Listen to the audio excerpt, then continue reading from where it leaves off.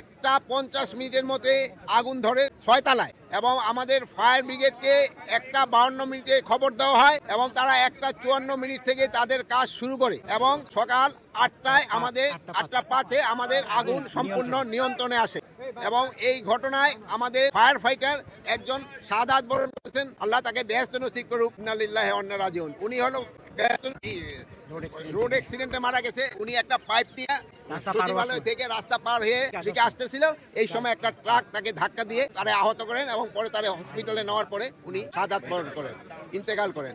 আর এর সাথেও আরো 2-3 জন সামান্য আহত হয়েছে, তারা সবাই সুস্থ আছে। আমরা এখন ভিতরে কি হচ্ছে তা আমরা ভিতরে দেখব এবং পুরো সার্চ করার পরে কোনো কিছু পাওয়া যায় কিনা আমরা আপনাদের জানাতে পারবো।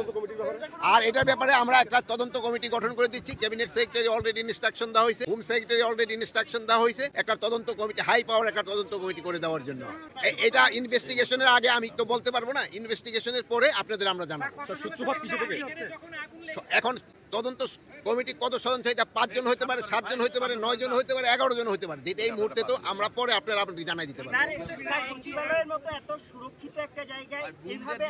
শুনেন, অ্যাক্সিডেন্ট তো সব জায়গায় হইতে পারে, এটা তো এই জন্য তো অ্যাক্সিডেন্ট বলা হয়। সচিবালয় হইতে পারে, দেখো তো সচিবালয়ের ভিতরে তো গাড়ি রাখা হয় ফায়ার ব্রিগেডের গাড়ি। ফায়ার সার্ভিসের সঙ্গে ইতিমধ্যে কথা বলছেন স্যার। হ্যাঁ, আপনি স্যার ফায়ার সার্ভিসের সঙ্গে ইতিমধ্যে কথা বলছেন, যারা রাত্রে 1টা থেকে কাজ শুরু করছে, তাদের আগুনের উৎস বিষয়ে কিছু বলছে কিনা আপনারা?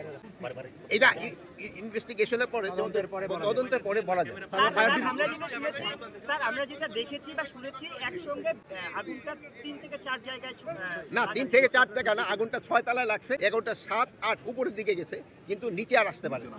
প্রাথমিকভাবে আপনারা নাশকতা মনে করছেন কিনা? প্রাথমিকভাবে আমরা বলতে পারবো না, একটা ইনভেস্টিগেশনের পরে আমরা বলতে পারবো।